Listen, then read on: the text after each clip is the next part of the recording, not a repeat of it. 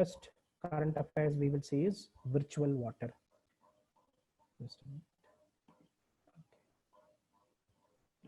Okay, we'll start the first topic, virtual water. So virtual water is a water embodied in a product, not in real sense, but in virtual sense. It refers to the water needed to produce a product. So virtual water அப்படினா என்னன்னா ஒரு பொருள் இருக்குன்னா அந்த பொருளை தயாரிக்கிறதுக்கு எவ்வளவு தண்ணி செலவாயிருக்கும் அப்படின்னு பார்க்குறோம்.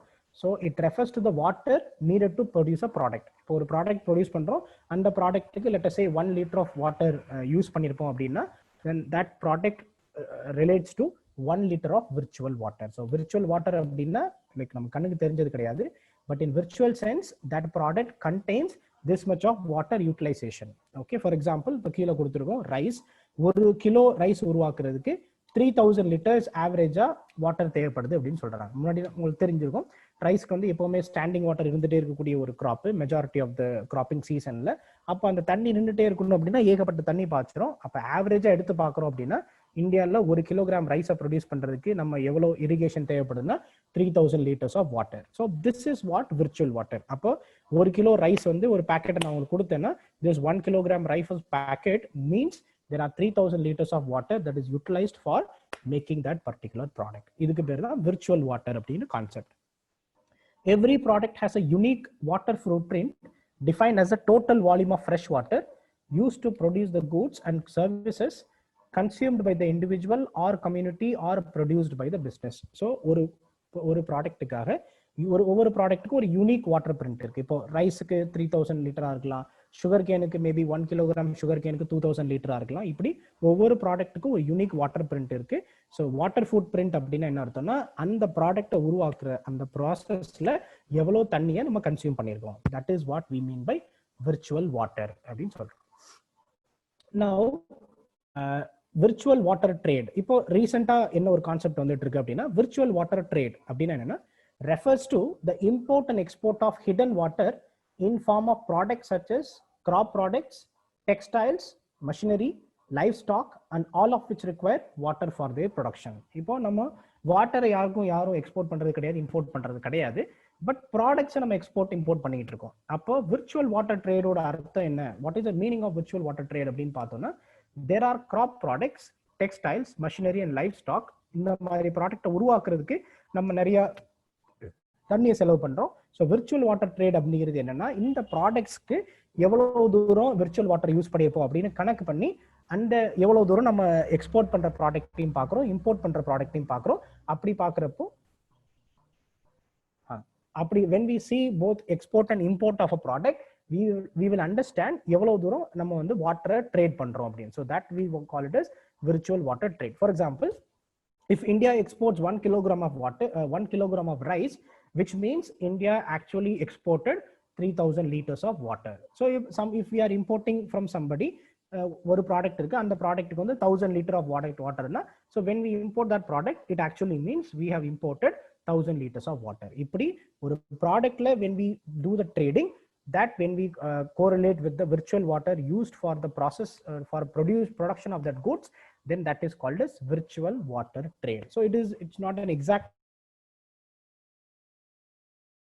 இருக்குன்னா crop products as எல்லா agriculture producing பயன்படுத்துறதுக்கு you need water. Textiles is another classic example. இப்போ நம்ம பார்த்துருக்கோம், இப்போ நொய்யல் ஆறு பாதிக்கப்படுது அப்படின்னு சொல்றோம். இப்படி எங்கெங்கெல்லாம் டெக்ஸ்டைல் பிசினஸ் ப்ராமினெண்டா இருக்குன்னு பார்த்தீங்கன்னா அங்கெல்லாம் நல்ல வாட்டருக்கான சோர்ஸ் இருக்கும். Because water is one of the important constituent for preparing textile for dyeing and cleaning bleaching எல்லாத்துக்கும். So textiles is another water consuming industry. Then machinery and livestock. So machinery obviously and then livestock. இப்போ livestock இப்போ நம்ம ஒரு 10 litre பால் கறக்கிறோம்னு வச்சுக்கோங்களேன். இந்த 10 litre பால் கறக்கிறதுக்கு நம்ம அந்த மாட்டுக்கு நிறைய தண்ணி கொடுத்துருப்போம். அந்த மாடு சாப்பிட்ட தீவனம் இருக்குல்ல, அந்த தீவனத்தை ப்ரொடியூஸ் பண்றதுக்கு நிறைய தண்ணி யூஸ் பண்ணியிருப்போம். அப்படி லைவ் ஸ்டாக் 1 லிட்டர் பால் கொடுக்குதுன்னா அதுக்கு ஏகப்பட்ட இன்புட்டை நம்ம வாட்டரா கொடுத்துருப்போம். So when you export that 1 liter of milk to somebody else, which means you have virtually exported all those water that went into production of that 1 liter milk. So crop product, textiles, machinery and livestock are classic example of virtual water trade. So India is a net virtual water exporter because of agriculture products. India நிறைய products நம்ம export. So அதனால when we look at our import and export, we are net virtual water exporter. அப்படின்னா என்ன அர்த்தம்னா When we import products, we also import virtual water. When we export product, we also export virtual water. When we look at the balance, then it is seen that we are exporting more amount of virtual water than what we import. So we are a net virtual water exporter. India exported 26,000 million liters of virtual water and an average year between 2006 to 2016. So it is an approximation. முன்னாடி பார்த்துட்டோம்.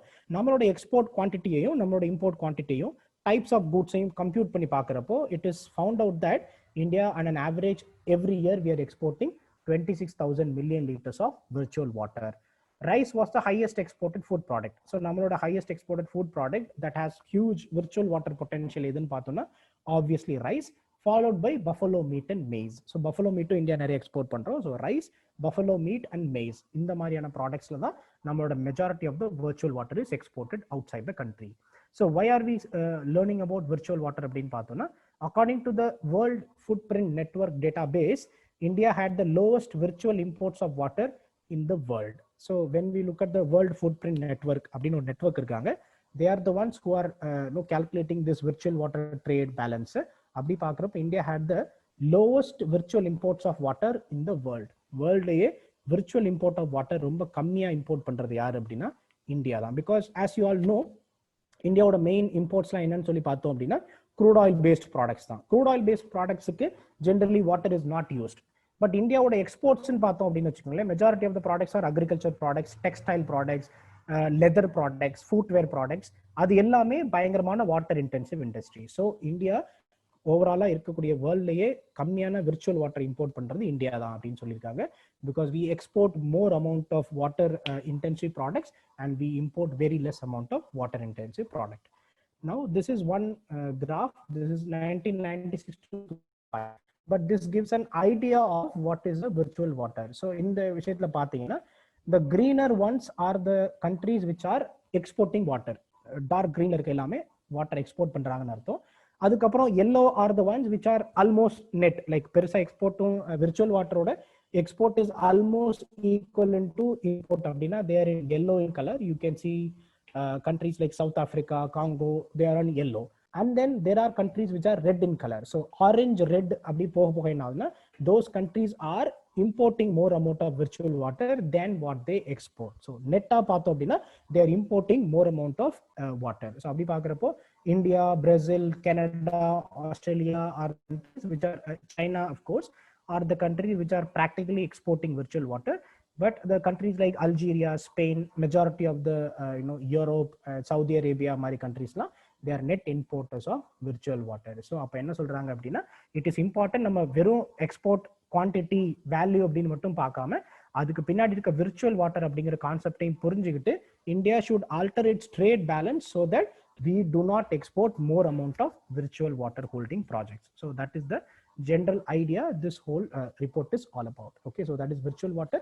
World water footprint தான் இதை calculate பண்றாங்க. So they said India had the lowest virtual import of water in the world. அதனால we are learning about this virtual water and virtual water trade. You can ask the questions now.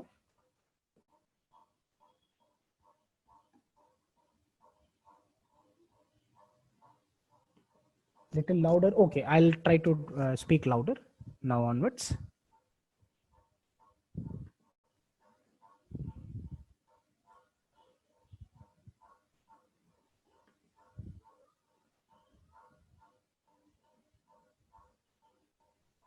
Machinery and water consumption. So machinery அப்படின்னு நம்ம நினைக்கிறோம்.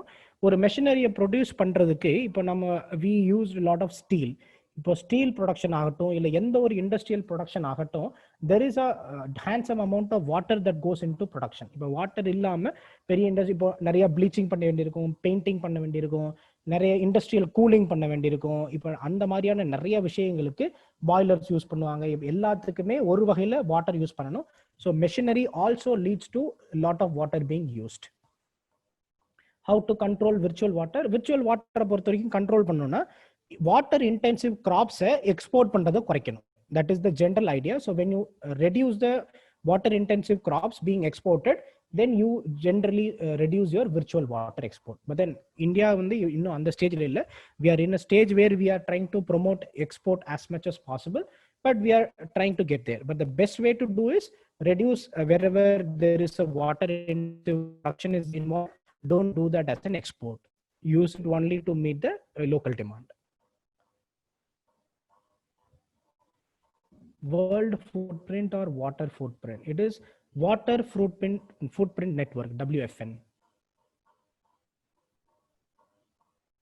Is it based on raw material or whole finished product?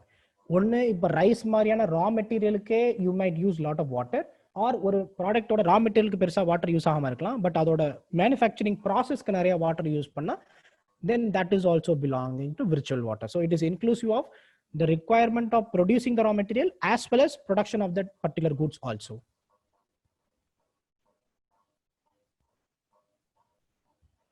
Sir, virtual water include good water and salt water. Virtual water generally it is the clean consumable water that we talk about. Generally saline water use and there is hardly any saline water used in the production also, in the process also. Only for agriculture related products? No, the generally agriculture related products in the adhigam, but it can be any product that uses more amount of water in its processing. Sir, why we have to reduce the virtual water trade? Yeah, virtual water trade reduce pannu. It is important because what happens is that when we keep on exporting these things, but நம்ம country-ஓட water availability ரொம்ப குறைஞ்சிட்டே இருக்கும், நம்மளோட water utilization வந்து பயங்கர ஜாஸ்தியா இருக்கும்.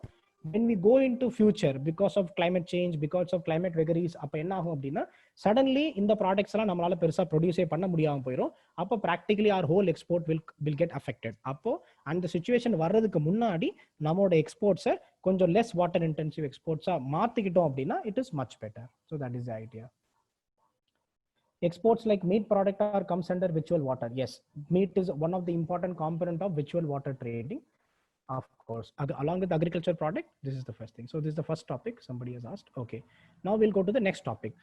Green AG project. Abdino project launch pannirukanga. The government has launched Green AG. This Green Agriculture Project.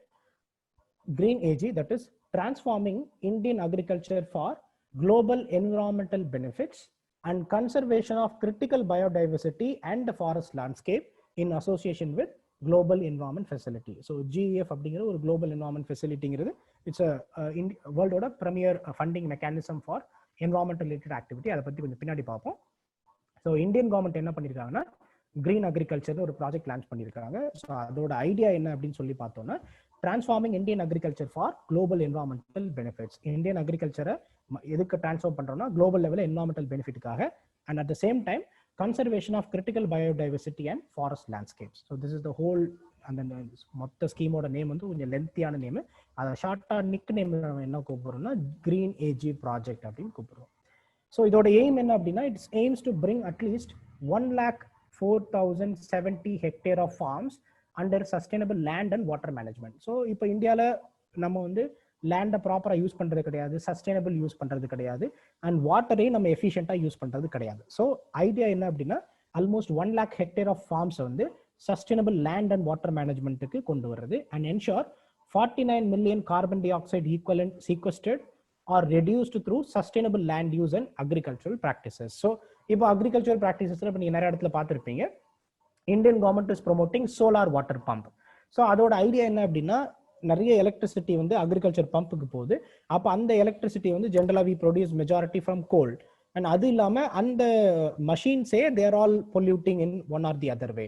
அப்போ what we see instead of diesel electric or the electricity based one, we are trying to go for solar farm. So that is an example how we can transform the agriculture to reduce the pollution. So that is one idea.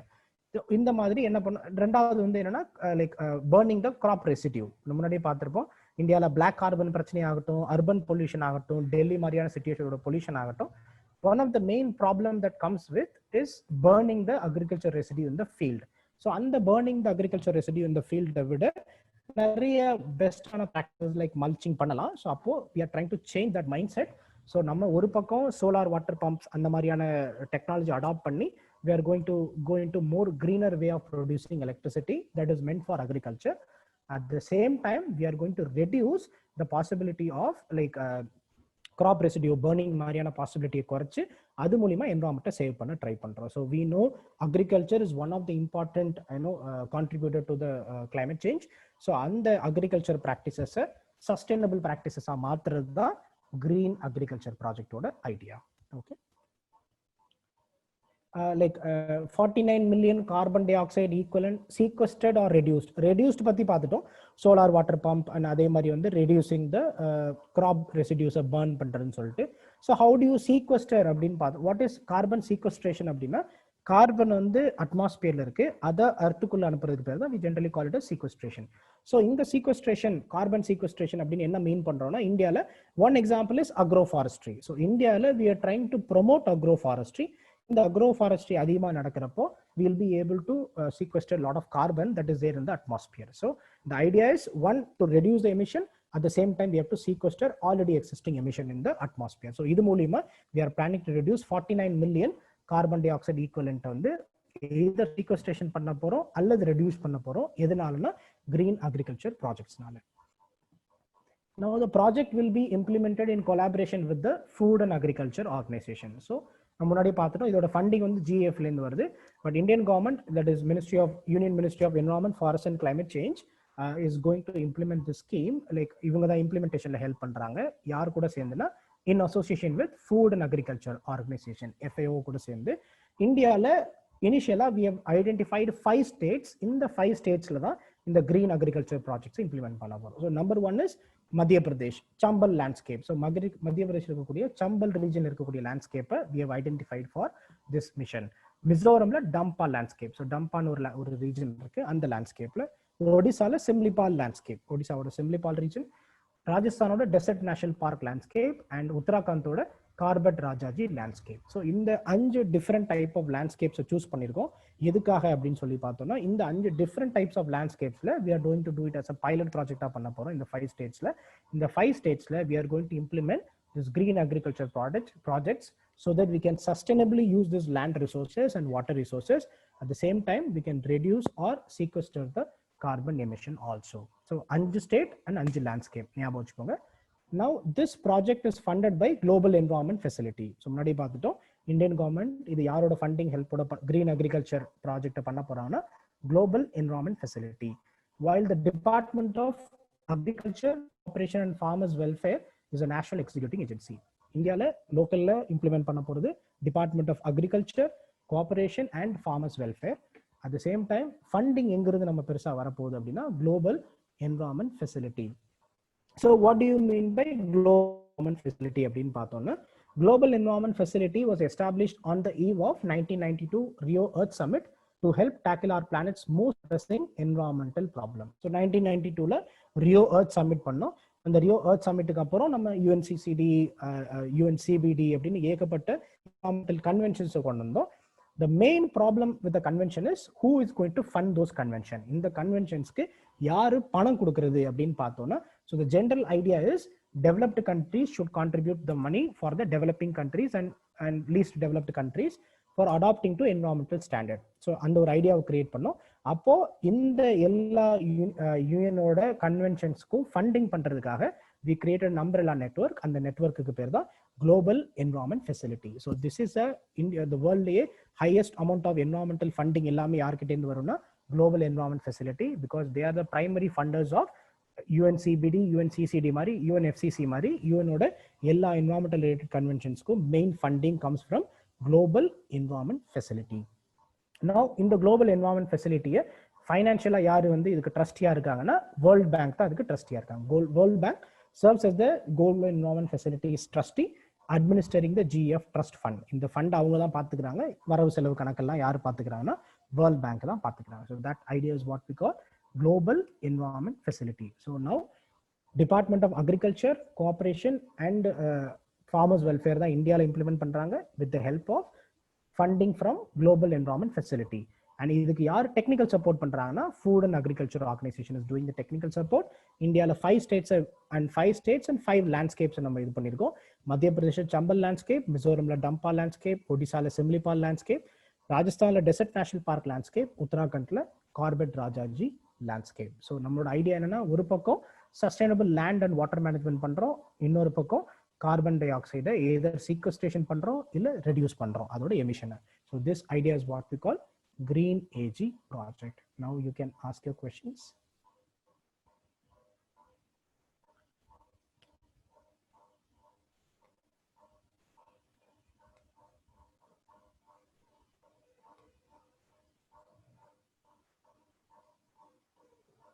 Difference between implementing and executing. Generally implementing and executive agency அப்படினு பெருசா டிஃபரெண்டா இருக்காது. இம்ப்ளிமெண்டிங்னா என்ன அர்த்தம் அப்படின்னா, இப்போ ஜென்ரலா most of these things are central government schemes. So central government will say this department will implement the scheme அப்படின்னு சொல்லிடுவாங்க. But central government is not into execution. Most of the execution is done by the state governments. So that is where implementation and execution will differ. But most of the time current அஃபேர்ஸ்ல ஒரு scheme இருக்குன்னா அது ஜென்ரலா ஒரு unit தான் வந்து அதை பார்த்துப்பாங்க. ஒரு டிபார்ட்மெண்ட் தான் அதை இம்ப்ளிமெண்டேஷனும் சொல்லலாம், execution சொல்லலாம். But practically the execution happens at the state government level. Implementation means the department which is responsible for ensuring that the success of the scheme. What is agroforestry? Please explain. So what is agroforestry அப்படின்னா என்ன அர்த்தம் அப்படின்னா, இந்த agriculture area like இப்போ நம்ம ஊர்லயே பார்த்துருப்போம். இப்போ நம்மளோட வரப்புல வந்து மரம் வளர்க்குறத பார்த்துருப்போம். இப்போ பனை மரம் இருக்கும், தேக்கு மரம் இருக்கும். ஸோ இந்த மாதிரி வரப்புல பணம். So when you have an agriculture field, there are areas where you can grow trees in your field. இப்போ நிறைய பேர் இப்போ பம்ப் செட் பக்கத்துல மரம் வச்சிருப்பாங்க, இல்ல கிணத்துக்கு பக்கத்துல மரம் வச்சிருப்பாங்க. So the agroforestry is all about ensuring there is a forestry that is happening in the agricultural land fields. So it can be bordering area, or some people would like to prefer intercropping or mixed cropping. So what they will do is they will have a huge farm of coconut farm illa or mango farm and mari or periya farm vachipanga, but they will ensure there are equal distances in the farm. அதுக்கப்புறம் இந்த ரெண்டு ட்ரீக்கு இடையில உள்ள டிஸ்டன்சிங்ல they will do some agriculture, that is periodical agriculture, cyclical agriculture. So that is also called as agroforestry. In simple terms, when you use your agriculture land along also for the increasing the green cover of the country, it is called as agroforestry. Whether the crop cultivation contribute to carbon sequestration like afforestation, crop cultivation will obviously contribute to carbon sequestration, but then there is a limit here, because one அது வந்து ரொம்ப தண்ணி எடுத்து கூடாத crop இருக்கணும், and that crop should ensure that lot of carbon is fixed, and the crop ஓட residues நம்ம burn பண்ண கூடாது. இப்படி நிறைய விஷயங்கள் இருக்கு. So that is why exactly agriculture cannot be said as a way to do the carbon sequestration அப்படினு. It is a forestry that has an established link with carbon sequestration. Carbon sink and carbon sequestration. So this is a term. Carbon sink and carbon sequestration அப்படினா என்ன அப்படினா, generally when you have an atmospheric carbon, you want to send it underground. So that is generally an idea. அது atmosphere இருக்க கூடாது, it has to be underground or இந்த மாதிரி இருக்கிறதுக்கு பேர் தான் we call it a sequestration அப்படின்னு சொல்றோம்.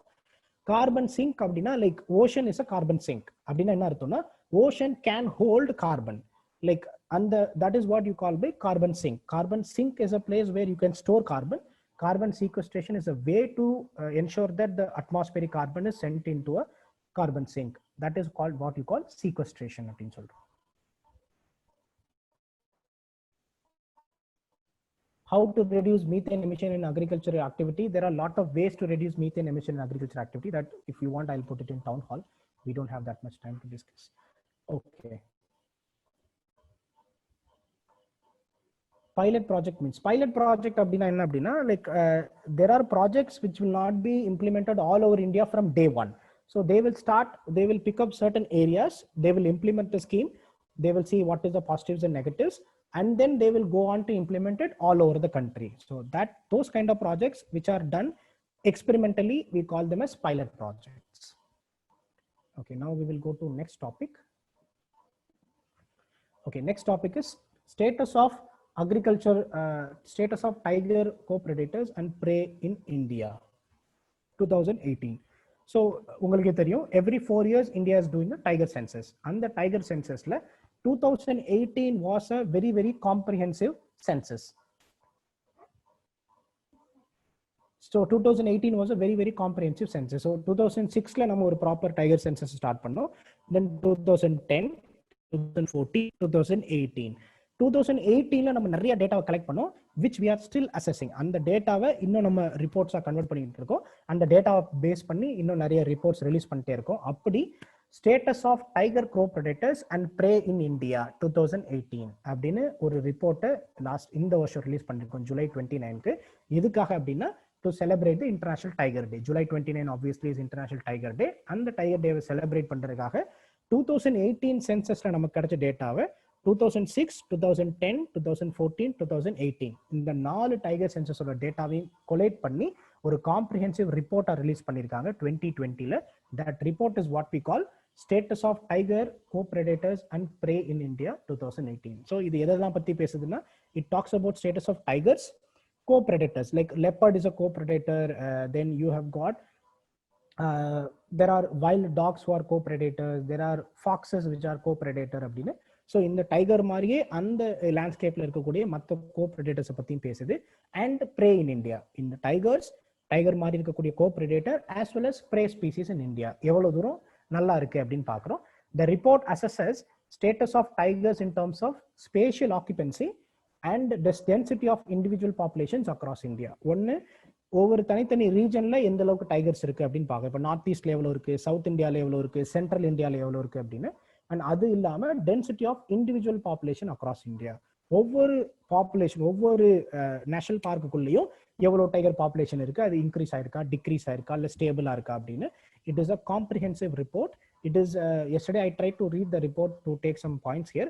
653 பக்கம் இருக்கு. அவ்வளோ பெரிய report. It's a beautiful report. If you want, I can put the link in town hall.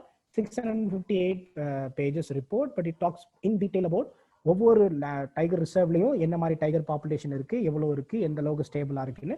It's a very very comprehensive report, and it is the first report that has compared the data from 2006, 2010, 2014 and 2018. இந்த 4 வருஷத்தோட tiger சென்சஸோட டேட்டாவையும் எடுத்து அதை காம்ப்ரிஹென்சிவா review பண்ணியிருக்காங்க. The report compares information obtained from tiger surveys of 4 years with the data obtained from 1819 review to estimate population trends at country and landscape scales, patch colonization and extinction rates. So population trend countryல எப்படி இருக்கு, அதிகமாகுதா கம்மியாகுதா அப்படின்னு. Landscape scales, இப்போ central Indian லேண்ட்ஸ்கேப்ல எப்படி இருக்கு, western காட்ஸ்ல எப்படி இருக்கு, north ஈஸ்ட்ல எப்படி இருக்கு, ஹிமாலயன் லேண்ட்ஸ்கேப்ல எப்படி இருக்கு அப்படின்னு லேண்ட்ஸ்கேப் வைஸாவும் பார்க்குறோம். பேட்ச் காலனைசேஷன், என்னென்ன மாதிரி பேட்சஸ்ல எவ்வளவு தூரம் டைகர் காலனிஸ் இருக்கு அப்படின்னு பார்க்குறோம். And extinction rates, in case trend அதோட நம்பர்ஸ் கம்மியாகுதுன்னா எந்த ரேட்ல அது கம்மியாயிட்டு இருக்கு அப்படின்னு. ஒரு லோக்கலைஸ்ட் ஏரியால there can be reduction in tiger number, so it talks about that also. It's a very very comprehensive report. இந்த வருஷம் it becomes a very very important current affairs for UPSC prelims. Now எந்த மாதிரிலாம் பார்க்குறாங்க அப்படின்னு சொன்னா there is something called as beat. இப்போ ஜென்ரலா forest டிவிஷன்ஸ்னு சொல்லுவாங்க. தென் டிவிஷன் அப்படிங்கிற ஒரு டிஸ்ட்ரிக்ட் லெவல்னு வச்சுக்கோங்களேன். அதுக்கப்புறம் there are ranges, forest ranges அப்படின்னு. அது வந்து தாலுக்கான்னு வச்சுக்கோங்களேன். ரேஞ்சஸ்க்கு கீழே we call something called as beat. பீட்னா என்ன அப்படின்னா ஒரு ரோந்து வரக்கூடிய ஒரு ஏரியாவுக்கு பேர் பீட் அப்படின்னு சொல்றோம். Generally in India beat for forest monitoring or surveying என்ன அப்படின்னா 16 square kilometre is an average size of Indian beat. So அப்போ இந்த டைகர் சென்சஸை பொறுத்த வரைக்கும் என்ன பண்றோம்னா இந்த பீட் அப்படின்னு சொல்லக்கூடிய ஆவரேஜ் 16 ஸ்கொயர் கிலோமீட்டர் எல்லா 16 ஸ்கொயர் கிலோமீட்டர் ஏரியா ஆஃப் இந்தியாலையும் we are taking this comprehensive report. That is what made this tiger census in 2018 very very advanced and very very scientifically sound procedure also. State Forest Department sampled all current and potential tiger habitat using phase 1 protocol and with each beat as a sampling unit. ஒவ்வொரு பீட்டும் ஒரு sampling unit consider பண்ணோம். So பீட்னா என்னன்னா ஒன்றும் கிடையாது. இப்போ division, range, beat அப்படின்னு ஃபாரஸ்ட்டை பிரிக்கிறாங்க. டிவிஷன்னா மொத்த ஃபாரஸ்ட்டும் இன்க்ளூட் பண்ண ஏரியாவா இருக்கும். ரேஞ்ச்னா அதுல ஒரு 4-5 ஏரியாவை பிரிச்சுப்பாங்க. பீட் அப்படின்னா அந்த ஒரு ரேஞ்சையும் பல பீட்டா பிரிச்சிருப்பாங்க. So we are ensuring that every single point of a landscape is properly surveyed. So data were either recorded manually on forms or digitally using mStripes. mStripesங்கிற ஒரு மொபைல் அப்ளிகேஷன் இந்த டைகர் சென்சஸ் யூஸ் பண்றதுக்காக use பண்ணக்கூடிய ஒரு mobile application. சில இடங்கள்ல mStripes use பண்றது பாசிபிளா இல்லை. So hand held GPS devices கூட மேனுவலா ரெக்கார்ட் பண்ணி அப்புறமா அதை mStripesல டேட்டாவை டிரான்ஸ்ஃபர் பண்ணிட்டாங்க. ஸோ இதுல 5 விஷயங்கள் பிளாக் கலர்ல இருக்கிறத பத்தி படிக்கிறாங்க. இந்த orange colour is what is important or this dark colour is important. Carnivore sign encounter, ஒரு பீட் ஏரியால என்னென்ன மாதிரியான கார்னிவோர்லாம் இருக்கு அப்படின்னு பாக்குறாங்க. கார்னிவோர் சைன் என்கவுண்டர், கார்னிவோர்ஸ் என்னெல்லாம் சைன்ஸ் வச்சு பார்க்கலாம்னா அதோட டங்கை பத்தி பார்க்கலாம், இல்லை அதோட ஸ்கிராச் மார்க்ஸ் இருக்கும். ஸோ இந்த மாதிரி அதோட யூரின் ஸ்மெல் ஸ்ப்ரே பண்ணிருக்கக்கூடிய ட்ரீஸ் இருக்கும். ஸோ இப்படி எங்கெங்கெல்லாம் கார்னிவோருக்கான சைன் இருக்கு அந்த பீட்ல அப்படின்னு பாக்குறாங்க. Tiger pray abundance. இந்த கார்னிவோர்ங்கிறது as we call no leopards, tigers இதெல்லாம் சேர்ந்தது தான் டைகர் ப்ரே அபண்டன்ஸ். அந்த ஏரியால எவ்வளவு டைகருக்கான ப்ரே இருக்கு அப்படின்னு நோட் பண்றாங்க. அந்த பர்டிகுலர் பீட் ஏரியால வெஜிடேஷன் அங்க என்ன மாதிரியான வெஜிடேஷன் இருக்கு, what type of vegetation is there அப்படின்னு பாக்குறாங்க. Is it a dense forest, is it a least dense forest, is it a shrub or is it a grassland அப்படின்னு நோட் பண்றாங்க. Human disturbance, அந்த ஏரியால எவ்வளவு தூரம் ஹியூமன் இம்பாக்ட் இருக்கு. இப்போ டீப் ஏரியால டீப் ஃபாரஸ்ட்ல இருக்க வாய்ப்பு இல்லை, பட் அதர் ஏரியாஸ்ல ஹியூமன் டிஸ்டர்பன்ஸ் இருக்கு, அதையும் பாக்குறாங்க. And tongue counts. So tongue அப்படிங்கிறது ஜென்ரலா அந்த ரீஜன்ல இருக்கக்கூடிய எல்லா ஸ்பீசிஸோட இந்த ஃபீக்கல் அவுட்புட்டை பார்க்குறோம். ஸோ இந்த ஃபீக்கல் அவுட்புட்டை பார்த்து இந்த டங் கவுண்ட்டை வச்சு எவ்வளவு தூரம் ப்ரே இந்த ஏரியால இருக்கலாம் அப்படின்னு எஸ்டாப்ளிஷ் பண்றோம். So these are the 5 parameters that we checked in 2018. This is carnivore sign encounter, tiger prey abundance, vegetation, human disturbance and dung count அப்படின்னு சொல்லிட்டு. Now while some reserves are nearing capacity, others have in woeful low number. So சில விஷயங்கள் ரொம்ப முக்கியம். இந்தியாவில் 2 tiger ரிசர்வ்ல they found there is no tiger at all. One is Dampa in Mizoram. இப்போ நம்ம இதுக்கு முன்னாடி உள்ள கிளாஸ்ல பார்த்தோம்ல கிரீன் அக்ரிகல்ச்சர் இனிஷியேட்டிவ்ல மிசோரம் டம்பா இருக்கு. ஸோ இந்த டம்பால எந்த டைகரும் கிடையாது. பக்ஸா டைகர் ரிசர்வ் அப்படின்னு வெஸ்ட் பெங்கால்ல ஒரு டைகர் ரிசர்வ் இருக்கு, அங்கேயும் எந்த டைகரும் கிடையாது. எக்ஸ்டிங்ஷன் த்ரெட் பலமாவ் ஜார்க்கண்ட் அப்படின்னு ஒரு ஏரியா இருக்கு, அங்க எக்ஸ்டிங்ஷன் த்ரெட்ல இருக்கு. லோக்கலைஸ்ட் எக்ஸ்டிங்ஷன் நம்ம சரியா கவனிக்காம விட்டோம்னா பலமாவ் ஜார்க்கண்ட்ல டைகர்ஸே இல்லாம போயிடலாம். 231 number of tigers in Corbett reserve Uttarakhand. உத்தராகண்ட்ல கார்பட் ரிசர்வ்ல 231 டைகர்ஸ் இருக்கு ஒரே ரிசர்வ்ல. Other reserves nearing capacity. So நம்ம முன்னாடி பார்த்துட்டோம் tigers is a territorial animal, அதுக்கு நிறைய இடம் தேவைப்படும். அப்படி பார்க்குறப்போ இந்தியாவில் நிறைய பெரிய பெரிய சாங்சுரிஸ்ல பெரிய பெரிய டைகர் ரிசர்வ்ஸ்ல it has almost attain the capacity. Means இதுக்கு மேல டைகர் பாப்புலேஷன் அதிகமான they will not be able to find their place in protected area. Protected ஏரியாவுக்கு வெளியே தான் போய் ஆகணும். அப்படி பார்க்குறப்போ Kaziranga Assam, Nagarhole Karnataka, Ranthambore Rajasthan. So these are some of the prime reserves. So there is a positive to it and there is a negative to it. Positive என்ன அப்படின்னு பார்த்தோம்னா it is a sign of our conservation effort. நம்மளோட கஷ்டப்பட்டு கன்சர்வேஷனை ப்ராப்பரா பண்ணதுனால tigers numbers பயங்கரமா boom ஆகி இப்போ இந்த ரிசர்வ்ஸ்ல வந்து it is nearing capacity. This is a positive aspect. Negative aspect என்னன்னு பார்த்தோம்னா because of increasing in number future ஜெனரேஷன்ல more and more tiger will go out of the protected area. அப்போ என்ன ஆகும் அப்படின்னா there is a more chances of man animal conflict. அப்போ that is where tiger corridors becomes important. So முன்னாடி நம்ம பார்த்துட்டோம் tiger corridors பத்தி ஒரு கிளாஸ்ல ரொம்ப டீடைலா பார்த்துட்டோம். So this is the reason why most of the India's flagship tiger reserves are nearing capacity. So it is important that we create tiger corridors so that this excess population can find its way into areas where there is less number of tigers. So இந்தியாவில் 1923 tigers are in reservesல இருக்கு. மற்ற tigers are outside the reserved area. And 724 is the largest contiguous tiger population in the world in Western Ghats. Western Ghatsல Karnataka, Tamil Nadu, Kerala இந்த பார்டர்ல இருக்க அந்த Western Ghats area இருக்குல்ல. So நம்மளோட ஊட்டி, மைசூர் அந்த ரீஜன்ல. So that is the highest population of tiger population. ஒரே ஸ்ட்ரெச்சில் அதிகமாக இருக்கிறது அங்கே தான் 724. Now counting tigers, நம்ம பார்க்குறோம் இது எவ்வளோ பெரிய எஃபர்ட் அப்படின்னு பார்த்தோம்னா 3.78 lakh ஸ்கொயர் கிலோமீட்டர் இன் 18 ஸ்டேட்ஸில் சர்வே பண்ணியிருக்காங்க. 1540 இண்டிவிஜுவல் டைகர்ஸ் ஃபோட்டோகிராஃப்ட். தனித்தனியாக இவர் தான் இந்த டைகர், இந்த பையன் தான் இவர் அப்படின்னு ஒவ்வொரு ஆளுக்கும் நம்ம தனித்தனியாக ஃபோட்டோ டேட்டா பேஸை எவ்வளோ டைகர்ஸ்க்கு வச்சிருக்கோம்னா 1540 டைகர்ஸுக்கு இண்டிவிஜுவல் ஃபோட்டோ ப்ரூஃபே நம்ம இருக்குது. These are all individual tigers அப்படின்னு சொல்லிட்டு 1950 tigers estimated from camera trap areas alone. Camera trap வச்ச ஏரியால மட்டுமே 1950 tigers இருக்கும் அப்படின்னு நம்ம கனெக்ட் பண்றோம். 276 tigers estimated through extrapolation, scat analysis, etc. So அப்படின்னு என்ன அர்த்தம் அப்படின்னா இப்போ ஒரு ஏரியால கேமரா ட்ராப் வைக்கிறோம், அந்த கேமரா ட்ராப்ல 2 டைகர் வந்து ரெக்கார்ட் ஆயிருக்கு. ஒரு tiger let us say it's like 5-year-old மேல் or another tiger let us say is a 6-year-old female அப்படின்னு வச்சுக்கோங்களேன். இது ரெண்டுக்கு மட்டும் தான் கேமரா ட்ராப்ல இருக்கு. பட் அந்த ஏரியால when we look at the foot mark we find one more tiger. அதோட foot mark pug mark வச்சு பார்க்கறப்போ it should be a 10-year-old female அப்படின்னு கண்டுபிடிக்கிறோம். அப்போ அந்த டைகர் அங்க இருக்கிறது நமக்கு ஷூரா தெரியுது, ஆனா அது எதுல வரலன்னா கேமரா ட்ராப்ல வரல. So these are the entries we call it as extrapolation அப்படின்னு சொல்றோம். எக்ஸ்ட்ராபோலேஷன் அப்படின்னா என்ன அர்த்தம்னா இந்த மற்ற individual like there are evidences of its survival in that area but exactly நம்மளால measure பண்ண முடியல. So that is called extrapolation. So இப்படி பார்க்கிறோம். So when we look at it, so northeastல 36% increase in tigers compared to 2010. Then 2014 compare பண்ணுறப்போ இப்போ 36% increase ஆயிருக்கு. சுந்தர்பன்ஸில் 9% increase ஆயிருக்கு. தென் central இந்தியாவில் 14% இன்க்ரீஸ் ஆயிருக்கு டைகர் பாப்புலேஷன். வெஸ்டர்ன் காட்ஸில் 45% இன்க்ரீஸ் ஆயிருக்கு.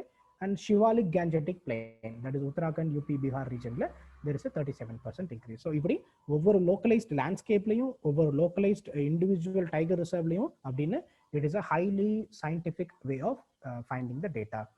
The report also evaluates the status of habitat corridors that connect major tiger population while highlighting vulnerable area that require conservation. So in the report one of the important aspect enna tigers kana habitat evlo mukkiyam appdin இந்த report பேசுது. எங்கெங்கெல்லாம் அந்த corridor start பண்ணிட்டோம் அப்படிங்கறத பத்தியும் பேசுது. எங்கெங்கெல்லாம் நம்ம இன்னும் வல்னரபிளா இருக்கோம் அப்படிங்கறத பத்தி இந்த ரிப்போர்ட் ரொம்ப டீடைலா பேசுது. The detailed report is unique in a way that it includes an abundance of index of co-predators. இது வரைக்கும் நம்ம டைகர்ஸ் மட்டும் தான் பொதுவா சென்சஸ்ல ஃபோக்கஸ் பண்ணோம்.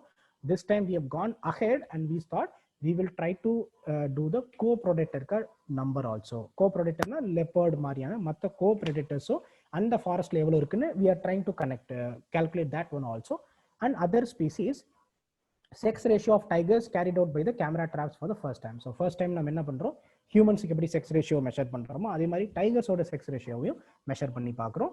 And elaborate details in anthropogenic effect on tiger population. நம்ம முன்னாடி பார்த்துட்டோம், இதுல ஒரு 5 ப்ராஸ்பெக்ட்ல இந்த டேட்டாவை கலெக்ட் பண்றோம். அதுல ஒன்று இம்பாக்ட் ஆன் ஹியூமன் பாப்புலேஷன். அப்போ இதை நம்ம பார்க்குறப்ப என்ன தெரியுதுன்னா, எத்தனை percentage of tiger population in India have anthropogenic effect அப்படின்னு நம்ம கண்டுபிடிக்கிறோம். So that is one way to reduce the anthropogenic effect on tiger population. The report for the first time also includes details on tiger abundance within pockets in tiger reserve. ஒரு tiger reserve குள்ளேயே எங்கெல்லாம் tigers அதிகமா இருக்கு, எங்கெல்லாம் tigers கம்மியா இருக்கு அப்படின்னு இந்த report பேசுது. So despite India's constraint of 2.5% of the global land, 4% of the rainfall and 16% of the world's human population. So இந்தியாவில் வேர்ல்டு லேண்டில் 2.5% தான் இருக்குது, 4% ரெயின்ஃபால் தான் இந்தியாவில் இருக்குது. அண்ட் 16% வேர்ல்டு பாப்புலேஷன் எங்கே இருக்காங்கன்னா இந்தியாவில் இருக்காங்க. In spite of all these constraints, India is home to 8% of the world's biodiversity, which includes 70% of the world's tiger population. So இது வந்து யூனியன் என்வரான்மெண்ட் மினிஸ்டர் சொன்ன ஸ்டேட்மெண்ட். ஸோ இவ்வளோ கன்ஸ்ட்ரெயின்ஸ் இருந்துமே கூட இந்த டைகர் பாப்புலேஷன் நம்ம சேவ் பண்ணுறது வந்து இட்ஸ் அ ஃபிளாக்ஷிப் எஃபர்ட் அப்படின்னு நம்ம சொல்லிக்கிறோம். According to the report on condition of all 50 tiger reserves, Madhya Pradesh has a maximum number of tigers followed by Karnataka. So இந்தியாவில் ஆரம்பத்தில் 9 டைகர் ரிசர்வ்ல ஸ்டார்ட் பண்ணோம், like some time back when we started all these initiatives. இப்போ 50 tiger ரிசர்வ்ல இருக்கும். So அதில் highest state has tigers is மத்திய Pradesh, followed by Karnataka. நம்ம முன்னாடியே பார்த்துட்டோம், இந்த சென்சஸ்ல டைகர்ஸை மத்தியும் பார்க்கல, டைகர்ஸோட அதர் ப்ரெடேட்டர்ஸையும் பார்க்குறோம். And also we are calculating the prey population also அப்படின்னு. So today India not only has tigers but 30,000 elephants, 3,001 horned rhinoceros and 500 lions, besides variety of other flora and fauna. So இந்த report நமக்கு என்ன தெரிய வருதுன்னா, நம்மளோட wild ரிசர்வ்ஸை நம்ம ரொம்ப அழகா கன்சிடர் பண்றோம் அப்படின்னு.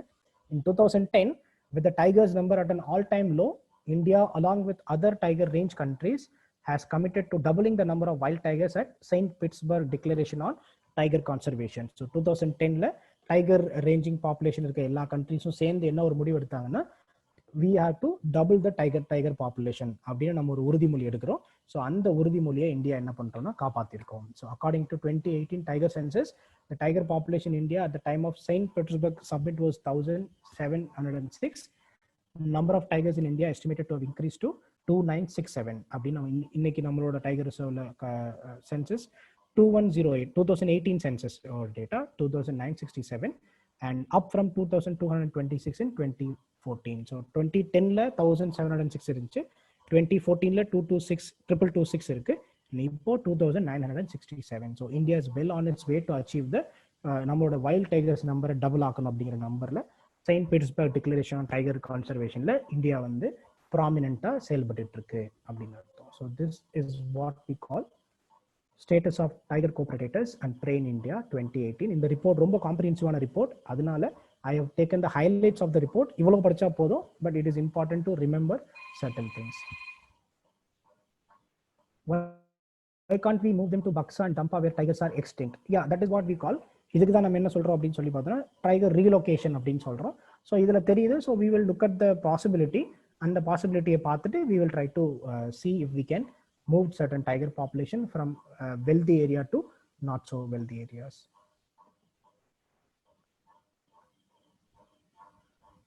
since tiger is a territorial animal, how effectively can be maintained in captivity? Captivity la போட்டிங்க அப்படின்னா வேற வழி கிடையாது. இப்போ captivity ல இப்போ tiger இருக்கு அப்படின்னா generally if you put it in a very constrained landscape, it tends to walk away. இப்போ ஏகப்பட்ட டைகர்ஸ் ஒரே ஏரியாவில் சண்டை போடுதுன்னா these tigers tend to go away to establish their own territory அப்படின்னு. பட் ஜூல இவ்வளவு பெரிய ரூம்ல போட்டு அடைச்சிட்டிங்கன்னா அது எங்க போகும்? வேற வழி இல்லை, அங்கதான் அடாப்ட் ஆகணும். So it is definitely a torture for them. Okay, since okay, what is anthropogenic? Anthropogenic எஃபெக்ட்னா என்ன அப்படின்னா, டைகர் பாப்புலேஷன் இருக்க ஏரியாவில் நம்ம வந்து கிரேசிங்க்கு போகிறதோ, இல்லை அங்கே இருக்க ஃபாரஸ்ட்டை டிஸ்ட்ராய் பண்ணுறதோ, இல்லை அங்கே மைனிங் பண்ணுறதோ, இல்லை அங்கே ஹேபிடேஷன் செட்டில் பண்ணுறதோ, இது எல்லாமே anthropogenic effect or anthropogenic presence in protected area.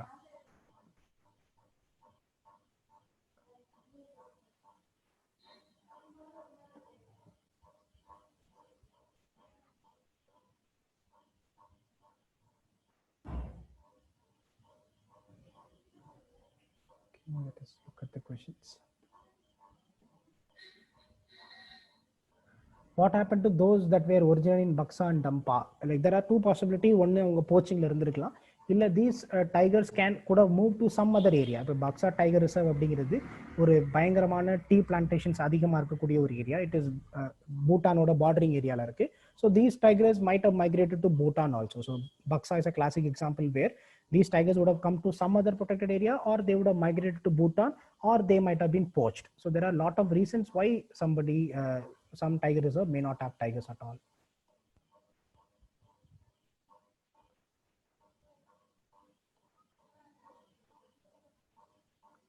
Is this different from tiger census? Tiger census 2018-19 பண்ணோம். சென்சஸ்ங்கிறது ஒரு ஜென்ரலான டேட்டா மட்டும்தான். அந்த டேட்டால இருந்து நம்ம நிறைய ஆஸ்பெக்ட்ல ரிப்போர்ட்ஸை ஜென்ரேட் பண்ணுவோம். அப்படி 2018 சென்சஸையும் 2006லேருந்து வந்து எல்லா சென்சஸையும் கம்பேர் பண்ணி நம்ம கிரியேட் பண்ண இந்த ரிப்போர்ட்டுக்கு பேரு status of tigers, co-predators and prey in India. So the data comes from tiger census only, but this is a report with different implications. Sir, we are focusing on increasing tiger population, but accordingly prey population has to be increased. இல்லங்க simple idea என்ன அப்படின்னா, tiger பாப்புலேஷனை எப்படி increase பண்றோம்னா, project டைகரோட ஐடியாவே என்னன்னா, protect the டைகரோட total ஈகோ சிஸ்டமையும் ப்ரொடெக்ட் பண்ணும், அந்த டோட்டல் என்வரான்மெண்ட்டையும் ப்ரொடெக்ட் பண்ணும், நாட் ஜஸ்ட் டைகர். இப்போ நம்ம அங்க இருக்க மானை காப்பாத்துறோம், அங்க இருக்க மரத்தை காப்பாத்துறோம், அங்க இருக்க யானையை காப்பாத்துறோம் அப்படின்னா ஆப்வியஸா அது எதை காப்பாத்தும்னா tiger. So it works reverse also. If you try to protect tiger by having a protected forest area இருக்கு அப்படின்னா, that will definitely help the other species in that protected area. ஒரு tiger ரிசர்வ்ல not just tiger is protected, every other wild animal is practically protected. So that is the idea of protecting the tiger, because tiger protect பண்றோம்னா we are actually protecting the whole forest அப்படின்னு அர்த்தம். So tiger is only an indication. வெளியில தான் நம்ம tiger அப்படின்னு சொல்லிக்கிறோம், but உள்ளுக்குள்ள என்ன இருக்கு அப்படின்னா நம்ம மொத்த ஃபாரஸ்டே தான் ப்ரொடெக்ட் பண்றோம்.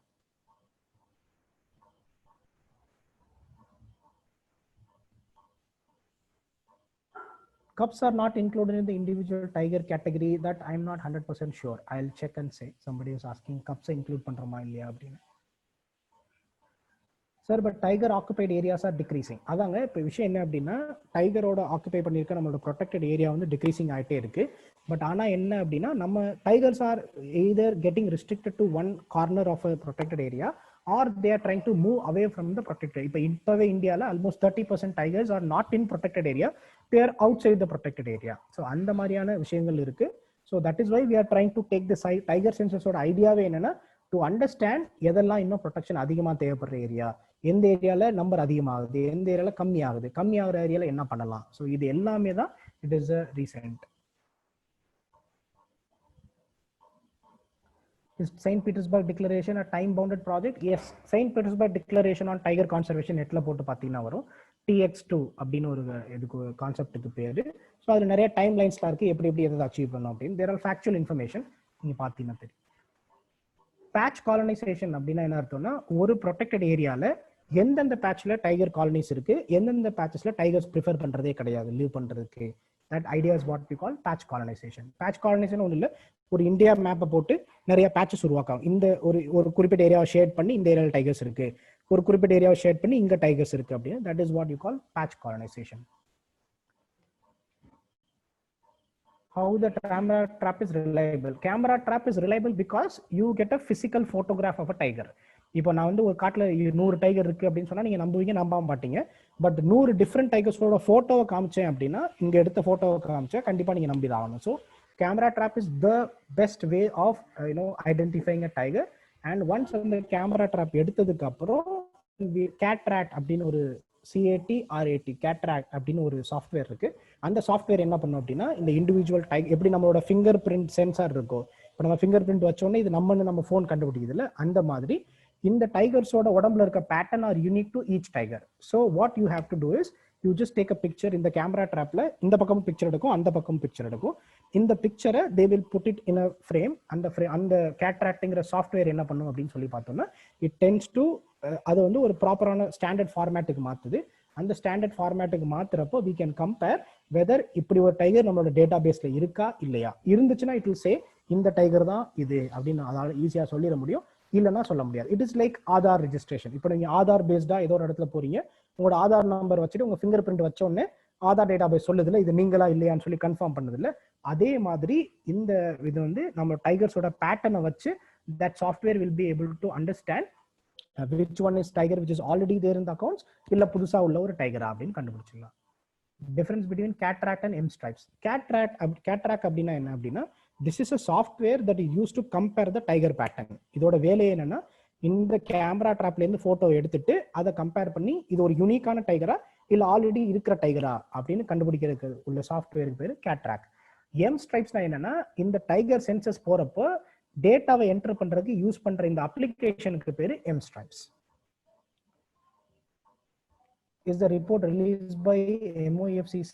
Yes, it is a report released by Union Ministry of MOFCC, Ministry of Environment, Forest and Climate Change ஓட ரிப்போர்ட் தான். Status of tiger, scope predators and prey in India. Students who are preparing for IFOS mains exam have to study this full report. இல்லங்க, full report யாராலையும் படிக்க முடியாது. இந்த report எழுதுனவங்களே படிச்சாங்களான்னு கூட நமக்கு உறுதியா தெரியாது. ஃபுல் ரிப்போர்ட்லாம் படிக்க தேவையில்ல. ஜஸ்ட் நெட்ல போட்டு பாருங்க, highlights of status of tigers, copredators and prey in India அப்படின்னு போட்டீங்கன்னா நிறைய வெப்சைட்ல ஒரு 2-3 பேஜ்ல ஹைலைட்ஸ் வரும். அந்த ஹைலைட்ஸ் ஞாபகம் வச்சுட்டா போதும், மொத்த ரிப்போர்ட்டையும் படிக்க வேண்டிய அவசியம் இல்லை. It will be a very very lengthy report. 650 page கிட்ட இருந்துச்சு. நிச்சயமா அவ்வளவு தூரம் பொறுமை இருக்காது. 650 பேஜ் ஹிஸ்டரி, ஜியோகிராஃபி, எக்கானமிலாம் படிச்சோன்னு வச்சுங்களேன், யூபிஎஸ்சியே பாஸ் பண்ணிடலாம். Once again CaTRAT and MSTrIPES. எம்ஸ்ட்ரைப்ஸ்னா ஒன்றும் இல்லைங்க, அந்த டைகர் சென்சஸ்க்கு போறப்ப நம்ம நிறைய டேட்டா பார்த்தோம்ல, இப்போ அதோட டைகரை பத்தி இன்ஃபர்மேஷன் கொடுக்கணும், கோஆபரேட்டர்ஸை பத்தி இன்ஃபர்மேஷன் கொடுக்கணும், ஹியூமன் இம்பாக்டை பத்தி கொடுக்கணும். இந்த டேட்டாலாம் சென்ட்ரலைஸ்டா ஒரு ஆப்ல என்டர் பண்ணுவாங்க. அந்த டேட்டாவை ஒரு ஃபார்ம் இருக்கும், இந்த எம்ஸ்ட்ரைப்ஸ்ல ஒரு ஃபார்ம் இருக்கும், அந்த ஃபார்ம்ல டேட்டா ஃபில் பண்ணுவாங்க. ஒரு புலியை பார்த்தோம், அந்த புலியோட வயசு இப்படி இருந்துச்சு, இவ்வளவு பெருசா இருந்துச்சு அப்படின்னு டேட்டா என்டர் பண்ணி இந்த ஏரியால இத்தனை ஆறு ஓடுது, இத்தனை எருமை ஓடுது அப்படின்னு ரெஜிஸ்டர் பண்றது. அந்த டேட்டா ஃபீடிங் ஆப்புக்கு பேரு எம்ஸ்ட்ரைப்ஸ். இது வந்து ஒரு சென்ட்ரலைஸ் டேட்டா பேஸ்க்கு போகும், அங்க they will be able to process the information. Cataract அப்படின்னா என்ன அப்படின்னா, அது வந்து இட்ஸ் ஸ்பெஷலைஸ் சாஃப்ட்வேர். இந்த கேமரா ட்ராப்ல இருக்க போட்டோஸ், இப்போ ஒரு கேமரா ட்ராப்ல ஒரே புலி 4 தடவை முன்ன பின்ன போகலாம். கேமரா நம்மள போட்டோ, இப்போ நம்ம கல்யாண வீட்டில் இருக்கோம்னா போட்டோகிராஃபர் ஒரு இடத்துல போட்டோ எடுக்கிறாங்கன்னா வேணும்னே அந்த ஏரியா அடிக்கடி நடமாடுவோம், நம்ம நிறைய போட்டோல வருவோம். அதே மாதிரி டைப்ஸ் என்ன பண்ணலாம், கேமரா ட்ராப் இருக்குன்னு தெரிஞ்சுட்டு அடிக்கடி அந்த ஏரியால நடமாடலாம். அப்ப ஒரே டைகரை 10 தடவை போட்டோ எடுத்துட்டு நம்ம என்ன சொல்லக்கூடாதுன்னா 10 டைகர் இருக்குன்னு சொல்லக்கூடாது. ஸோ இந்த கேமரா ட்ராப்ல இருக்க டைகர் போட்டோஸை when we upload in CaTRAT software வந்து இல்லைங்க ஒரே ஆளு தான் 10 தடவை முன்ன பின்னா நடந்திருக்கு அப்படின்னு இந்த 10 டைகர் போட்டோவை it will take into only one tiger அப்படின்னு ஒரே ஒரு டைகர்னு கணக்கு எடுத்துக்கும். தட் அட்வான்ஸ்ட் சாஃப்ட்வேருக்கு பேர் தான் கேட்ராக் அப்படின்னு சொல்றோம். I think okay.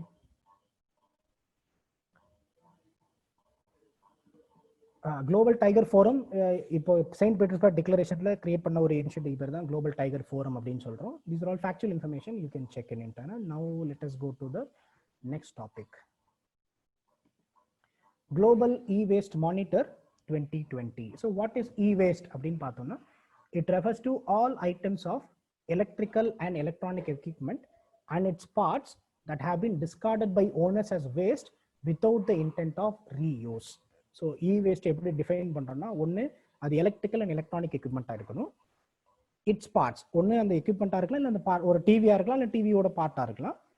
That have been discarded by the owner as waste. அந்த ஓனர் என்ன முடிவு பண்ணிட்டாரு, இது இனிமே வேஸ்ட், இதுமே யூஸ் ஆகாது அப்படின்னு தூக்கி போட்டாரு. வித்தவுட் த இன்டென்ட் யூசிங், அதை ரீயூஸ் பண்ண தேவையில்லை. இப்போ பழைய நம்ம வீட்டில் பழைய கலைஞர் டிவிலாம் இருந்திருக்கும், நிறைய பேர் எல்இடி டிவிலாம் வாங்கினதுக்கு அப்புறம் கலைஞர் டிவியை டிஸ்கார்ட் பண்ணியிருப்பாங்க. So that is a example of E waste. ஸோ இப்போ நிறைய வீட்டில் பழைய மொபைல் இருக்கும், 5000 கொடுத்து வாங்கின மொபைல் ரிப்பேரா போச்சு, ஆனால் தூக்கி போட மனசு இல்லாமல் எல்லாரும் பத்திரமா பீரோவில் வச்சிருப்போம். ஸோ அது வந்து இ வேஸ்ட்டாக மாறல. ஏன்னா நமக்கு என்ன ஒரு நம்பிக்கை இருக்குன்னா ஒரு நாள் இது உயிர் பெற்று வரும், நம்ம யூஸ் பண்ணலான்னு பத்திரமா வச்சிருக்கோம். அப்படி வைக்காம அதை நீங்க டிஸ்கார்ட் பண்ணிட்டீங்கன்னா that is called as e-waste. So global e-waste monitor அப்படின்னு 2020 அப்படின்னு ஒரு collaborative project. It's a collaborative product of global e-waste statistic partnership formed by UN University, International Telecommunication Union, International Solid Waste Association in close collaboration with UN Environmental Program. So இந்த எல்லாரும் ஒன்னா சேர்ந்து ஒன்னு கூடி ஒரு இனிஷியேட்டிவ் பண்றாங்க. அந்த இனிஷியேட்டிவ்க்கு பேர் தான் Global E-Waste Monitor 2020. அதுக்காக ஒரு வெப்சைட் வச்சிருக்காங்க, www.globalewaste.org அப்படின்னு சொல்லிட்டு. Now இந்த இதுல என்ன பண்றாங்கன்னா, according to the Global E-Waste Monitor 2020 report in 2019, the world generated 53.6 million ton of e-waste, an average of 7.3 kilogram per capita with 21% increase in 5 years. So என்ன சொல்றாங்கன்னா, ஆவரேஜா global பாப்புலேஷன்ல when we look at it, எல்லாரும் ஆவரேஜா என்ன பண்றோம் அப்படின்னு சொல்லி பார்த்தோம்னா 7.3 கிலோகிராம் per capita இ வேஸ்ட்டுக்கு நம்ம கான்ட்ரிபியூட் பண்ணிக்கிட்டு இருக்கோம் அப்படின்னு அர்த்தம். இது வந்து என்னன்னா லாஸ்ட் 5 இயர்ஸ்க்கு முன்னாடி இருக்கப்போ இப்போ கம்பேர் பண்ணி பார்க்குறப்போ 21% இன்க்ரீஸ் ஆகிடுது. இப்போ நமக்கே தெரியும், ஏகப்பட்ட எலக்ட்ரிக்கல் எக்யூப்மெண்ட் வாங்குறோம், ஒரு வருஷம் 2 வருஷம் தூக்கி போடுறோம், மொபைல் வாங்குறோம், ஒரு வருஷம் 2 வருஷம் தூக்கி போடுறோம், லேப்டாப் வாங்குறோம், ஒரு 3-4 வருஷத்துல டிஸ்கார்ட் பண்ணிடுறோம், டிவி வாங்குறோம், ஒரு 3-4 வருஷத்துல டிஸ்கார்ட் பண்ணிடுறோம். ஸோ நம்மளோட கன்சம்ஷன் ரொம்ப அதிகமாகிடுச்சு. ஸோ அப்போ இ வேஸ்ட்டும் ரொம்ப அதிகமாகுது. ஸோ அப்போ நம்ம 2020 and 2030 கம்பேர் பண்ணி பார்க்குறோம்னா என்ன சொல்றாங்கன்னா, இதே ரேட்ல போனோம்னா 38% இன்க்ரீஸ் இன் இ வேஸ்ட் இருக்க போகுது அப்படின்னு சொல்றாங்க. Asia generated the highest quantity followed by Americas and Europe. Of course, ஏசியால தான் வேர்ல்டே பாப்புலேஷன் அதிகமாக இருக்கு. அதனால in terms of pure quantity ஏசியால தான் அதிகமாக பண்றோம் e waste generation. But per capita பார்த்தோம் அப்படின்னா Europe rank the first worldwide in terms of E waste generation per capita with 16.2 kilogram per capita. Global average வந்து 7.3, but யூரோப்பை மட்டும் தனியாக எடுத்து பார்த்தா அவங்க ஓவராலும் 16.2 கிலோகிராம் பெர் கேபிட்டா என்ன பண்றோம், நம்ம இ வேஸ்ட்டை கான்ட்ரிபியூட் பண்றோம். This makes e-waste world's fastest growing domestic waste stream, fueled mainly by higher consumption of electric and electronic equipment, short life cycles and fewer options for repair. எதனால இவ்வளோ e-waste வருது அப்படின்னு பார்க்குறோம் அப்படின்னா, number 1, mainly higher consumption rates of electric and electronic equipment. So ஒரு காலத்தில் ஒரு குடும்பத்துக்கே ஒரே ஒரு எலக்ட்ரானிக் எக்யூப்மெண்ட் இருக்கும், ஒன்று ரேடியோவாக இருந்துச்சு. அதுக்கப்புறம் குடும்பத்துக்கே ஒரு ரேடியோ ஒரு டிவி அப்படின்னு இருந்துச்சு. பட் இப்போ பார்த்தோன்னா பெட்ரூம்ல தனித்தனியாக டிவி வைக்கிறது, எல்லாரும் கம்ப்யூட்டர் வைக்கிறது, 2 வருஷம் கழிச்சு கம்ப்யூட்டர் சரியா இல்லை, சிஸ்டமே சரியில்லை அப்படின்னு சொல்லிட்டு அந்த கம்ப்யூட்டரை ரீப்ளேஸ் பண்றது. அது இல்லாமல் மொபைல், லேப்டாப், ஐபேட் அப்படின்னு நம்மளோட consumption of electric and electronic equipment ரொம்ப ஜாஸ்தி ஆயிடுச்சு. That is a main reason. Number 2, short life cycle. இப்போ நம்ம வாங்குற ப்ராடக்ட்ஸ் வந்து ரொம்ப நாள் வரக்கூடியதா இல்லை, ரொம்ப ஷார்ட் லைஃப் சைக்கிள் வரக்கூடியதா இருக்கு. So short life cycle means they are going more into e-waste and fewer options for repair. இப்போ ரிப்பேர் பண்றதுங்கிறது வந்து பெருசா யாரும் ப்ரிஃபர் பண்றது கிடையாது. ரிப்பேர் பண்ற டயத்துல புதுசே வாங்கினா நம்ம ஒரு 10,000 ஒரு மொபைல் வாங்குவோம், அது நாளைக்கு டிஸ்பிளே மாத்திரம் தான் 5,000 பணம் வரும். பட் கடையில போய் விசாரிச்சோம்னா ஒரு 2,000 எக்ஸ்ட்ரா போட்டா புது மாடல் மொபைலே வந்துருச்சுங்கிறப்ப நமக்கு லைட்டா டெம்டேஷன் ஆகும். எதுக்காக 5,000 டிஸ்பிளே மாத்திட்டு 7,000 செலவழிச்சா மொபைலே மாத்திரலாம் அப்படின்னு. ஸோ இந்த மாதிரி ஆப்ஷன், ரிப்பேர் பண்ற ஆப்ஷன்ஸ் ரொம்ப கம்மியாக வருது இப்போ புதுசாக வரக்கூடிய எலக்ட்ரானிக் ப்ராடக்ட்ஸ்ல. That is also contributing to large amount of E waste. Only 17.4% of 2019's e-waste was collected and recycled. இந்த ரிப்போர்ட்டோட one of the most alarming figure என்ன அப்படின்னு பார்த்தோம்னா, இவ்வளோ இ-வேஸ்ட் கிரியேட் பண்றோம். That is 53.6 million ton of e-waste 2019ல மட்டும். But அதில் என்ன பண்றோம்னா ஒன்லி 17.4% தான் நம்ம ப்ராப்பராக அந்த இ-வேஸ்ட்டை கலெக்ட் பண்ணி ரீசைக்கிள் பண்ணியிருக்கோம். மற்ற எதையுமே நம்ம ப்ராப்பராக பண்றது கிடையாது. So the problem is not just generation of e-waste, the problem is we are not recycling the e-waste properly. Only 17.4% தான் e-waste நம்ம எஃபெக்டிவா ரீசைக்கிள் பண்றோம்.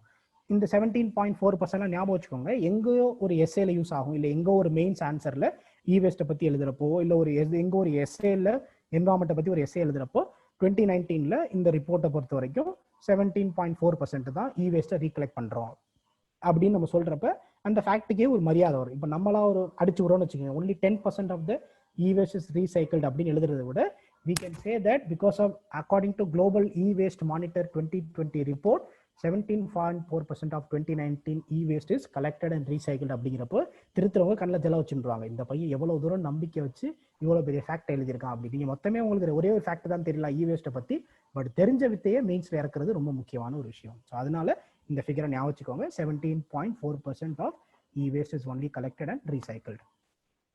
Even with international treaties such as Basel Convention on Control of Transboundary Movements of Hazardous Waste, illegal shipments and dumping of e-waste continue to take place. இப்போ விஷயம் என்னன்னா, Basel convention on control of transboundary movement of hazardous waste அப்படின்னு ஒரு convention இருக்கு.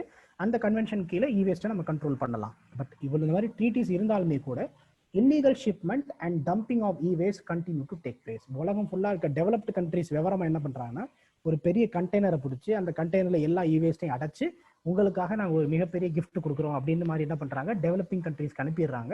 So developing கண்ட்ரிஸை பொறுத்த வரைக்கும் என்னன்னா, இதை உடைச்சு இதை ரீசைக்கிள் பண்ணி நிறைய பணம் சம்பாதிக்கலாம் அப்படின்னு சொல்லிட்டு இதுல இருக்கக்கூடிய ஹசார்டஸ் மெட்டீரியலை பத்தி கவலைப்படாம பண்றாங்க. இப்போ ப்ராப்பர் ரீசைக்கிளிங்னா என்ன அப்படின்னா, ஒரு பொருளை பார்ட்டா பிரிச்சு எந்தெந்த பார்ட் எந்தெந்த இண்டஸ்ட்ரிக்கு யூஸ் ஆகும் அதை செக்ரிகேட் பண்ணி அதை யூஸ் பண்றது. பட் நம்ம ஊர்ல காலம் கிடையாது எக்ஸாம்பிள் ஆஃப் ரீசைக்ளேஷன் சென்டர். அதுல என்ன பண்ணுவாங்கன்னா, மொத்தமா ஒரு டிவி அடிச்சு உடைச்சு அதுல இருக்க மெட்டல் பார்ட்டை மட்டும் ரீயூஸ் பண்ணுவாங்க.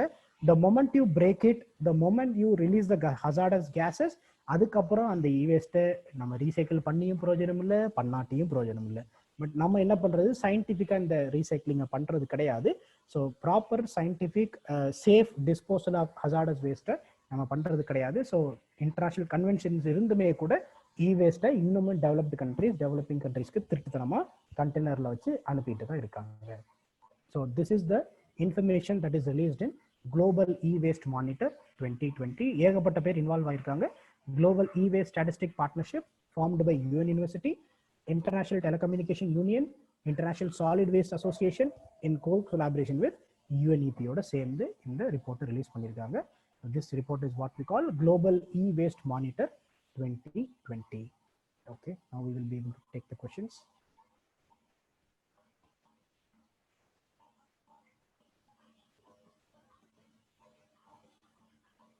Extended producer responsibility in the context of e-waste rules. E-waste rules la extended producer responsibility kondu try பண்றோம். இந்தியால law இருக்கு.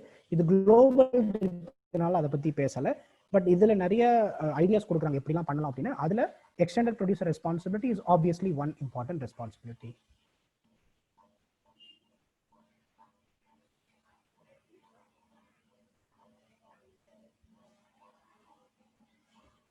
Okay, what is the next question?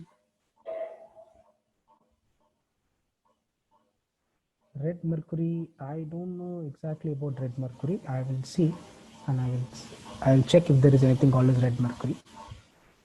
Ship breaking industry also comes under e-waste. Ship breaking industry generally it is a source of hazardous e-waste because asbestos நிறைய use பண்ணியிருப்பாங்க, நிறைய metal இருக்கு. e-waste அப்படிங்கிறது it only deals with electric and electronic equipment. இப்போ ஒரு ஷிப்ல ஒரு TV இருக்கு, அந்த டிவியை தூக்கிட்டு வந்து வெளியில கடாசிட்டீங்கன்னா that obviously becomes a e-waste. But e-wasteங்கிறது it should be a electrical or electronic equipment இருக்கும்.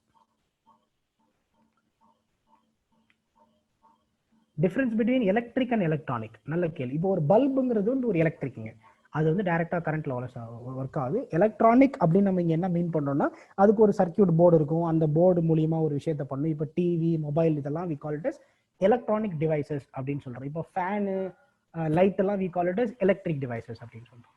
இது எனக்கு என்னோட தெரிஞ்ச அறிவுக்கு, எனக்கு எத்தனை அறிவுக்கு இதுதான் எலக்ட்ரிக்குக்கும் எலக்ட்ரானிக்கும் difference. Okay, I think now we will go to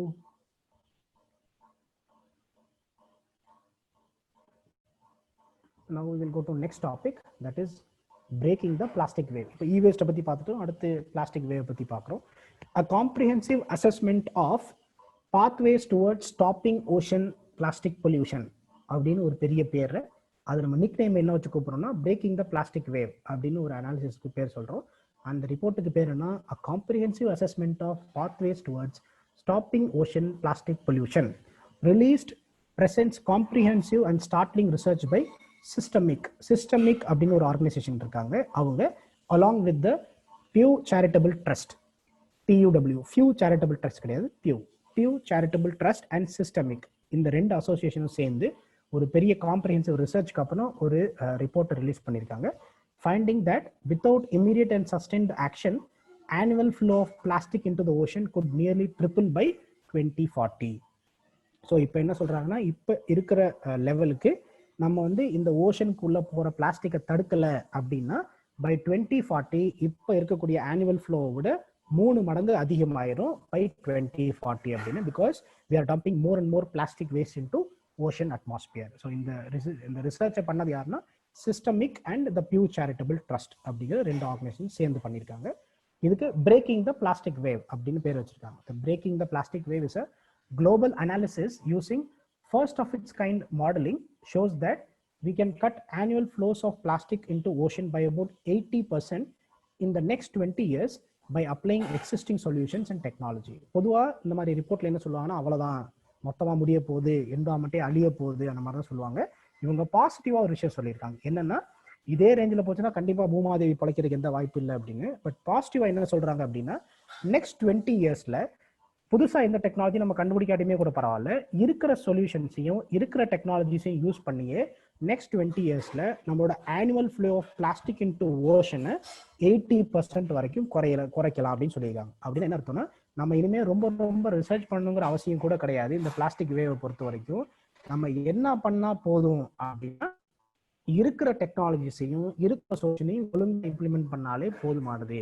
நீங்க புதுசாலாம் பெருசா கண்டுபிடிக்க தேவையில்லை, இருக்கிறத ஒழுங்கா பார்த்தாலே போதுமானதுன்னு சொல்றாங்க. So that is the important take away from this breaking the plastic wave report. Plastic leakage into ocean. So இப்போ நம்ம பார்க்குறோம் மில்லியன் மெட்ரிக் டன். இப்போ குளோபல் லெவல் எவ்வளோ இருக்கு அப்படின்னா, it is around 13 to 14 million metric ton ஒவ்வொரு வருஷமும் கடல்ல பிளாஸ்டிக்கை கொட்டிட்டு இருக்கோம். The first graph is business as usual. நம்ம எதை பத்தியும் கவலைப்படாம இதே மாதிரி தொடர்ந்து பிளாஸ்டிக்கை ஓஷன்ல தான் கொட்டுவேன், தலைகளாகத்தான் குதிப்பேன் அப்படின்னு நம்ம எதை பத்தியும் கவலைப்படாம பண்ணோம்னா எங்க போக போகுது அப்படின்னா, பை 2040 இன்னைக்கு இருக்கிறத விட ட்ரிபிள் த அமௌண்ட் போக போகுது. The second graph is current commitment. இப்போ எல்லா கண்ட்ரியும் கமிட் பண்ணிருப்பாங்கல்ல, நாங்க கஷ்டப்பட்டு பாகுபலி ஆகிய நான் அப்படிங்கிற மாதிரி இந்தியன் கவர்மெண்ட் ஆகிய நான் இவ்வளவு தூரம் கமிட்மெண்ட்டை குறைச்சு இவ்வளவு தூரம் பிளாஸ்டிக் வேஸ்ட்டை குறைப்பேன் அப்படின்னு சொல்றோம். பட் நம்ம சொல்லியிருக்க கமிட்மெண்ட்டை வச்சு பார்த்தா கூட பெரிய லெவலில் சேஞ்சஸ் வரப்போறது கிடையாது. But system change scenario. ஆனா இப்போ நம்ம சில பேர் சொல்ற மாதிரி சிஸ்டமே சரியில்லை, இந்த சிஸ்டமை சேஞ்ச் ப்ராப்பரா பண்ணோம் அப்படின்னா என்ன ஆகும்னா, இந்த plastic which is finding its way into ஓஷனை நம்மளால டிராஸ்டிக்கா குறைக்க முடியும் அப்படின்னு சொல்றாங்க. So this is the main take away from this report. Waste plastic makes up 80% of all marine debris from surface to waters to deep sea sediments. So surface waterல இருந்து deep sea க்கு போறதுல all marine debrisல 80% என்னவா தான் இருக்குன்னா பிளாஸ்டிக்கா தான் இருக்கு.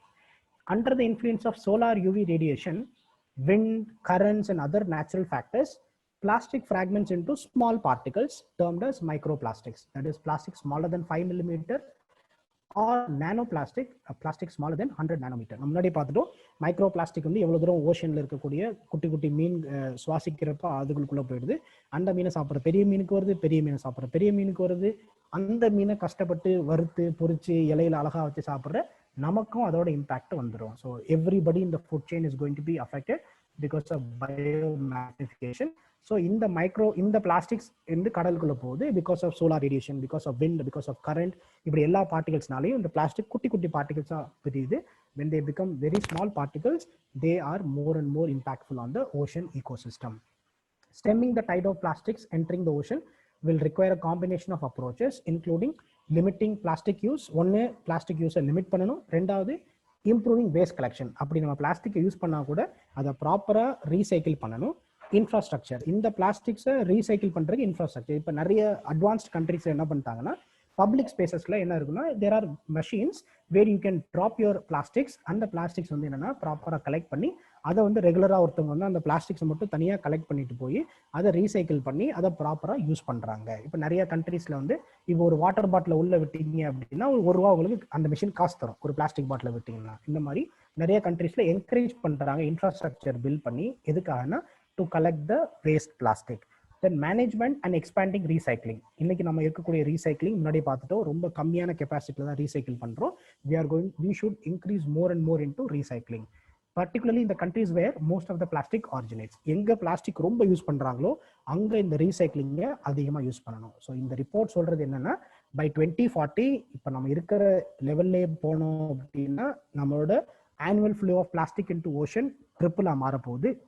அதை தடுக்கிறதுக்கு பெரிய லெவலில் நம்ம ஒன்றும் உட்காந்து திங்க் பண்ணலாம் தேவையில்லை. நம்மளோட சிம்பிள் வேலை என்ன பண்ணணும் அப்படின்னா இருக்கக்கூடிய சொல்யூஷன்ஸையும் டெக்னாலஜிஸையும் எஃபெக்டிவாக யூஸ் பண்ணாலே அடுத்த 20 வருஷத்துல 80% குறைச்சிடலாம்.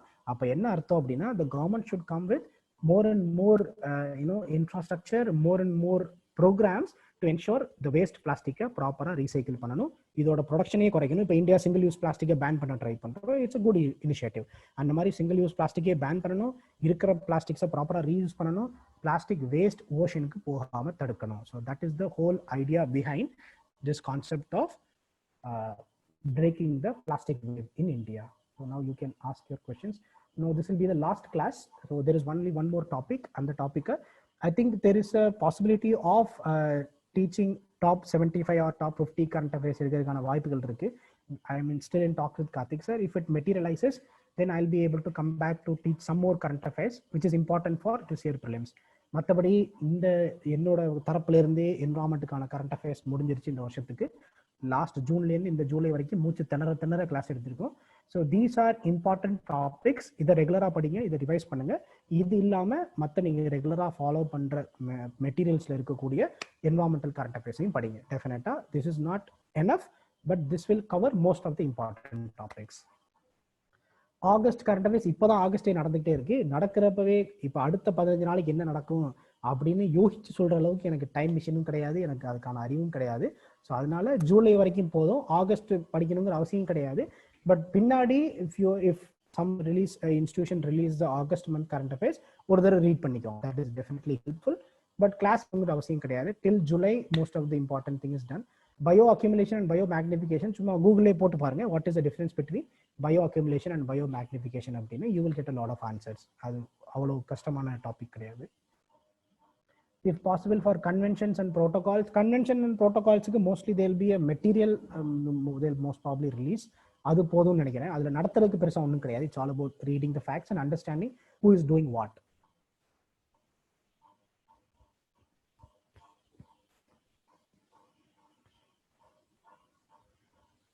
Flagship species and keystone species, okay, because now the next class will start in some point of time. I will put the material in town hall.